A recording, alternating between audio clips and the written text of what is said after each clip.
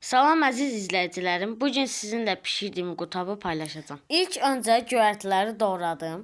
Mən çondur yarpağı, keşniş və şüyüddən istifadə etdim. Sonra xəmiri hazırlamağa başladım. Mən 3 kilo un, 3 yumurta və videoda gördüyünüz 2 kasa su və əlavə olaraq 200 ml sudan istifadə etdim. Yıllar yılı gönlümde büyüttün bu dava. Seni Yusuf kılınca yol almazsan sakın. Tevhid sünnet uğruna düşünce zindanlara sadık yarenleri. Xəmiri 20 dəqiqə ərzində yoğurdum. Ey devrin İbrahim'i, enbiyalar varisi, tevhidin muallimi. Xəmir hazırdır və xəmiri dinlənməyə qoydum. Artıq ocağımız da hazırdır. İlk öncə xəmiri kündələdim.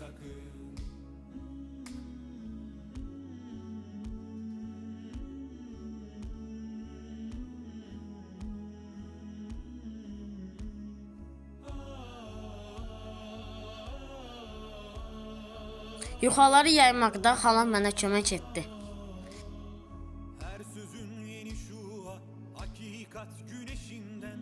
Sen devrin İbrahim'i, bunu Hazırladığım qutabları sacın üzərində bişirməyə başladım. emir arştan gelmişken ufukta inkılap var. Sen mahzun olma sakın. Ey devrin İbrahim'i, enbiyalar varisi, tevhidin muallimi, sözünden dönme sakın.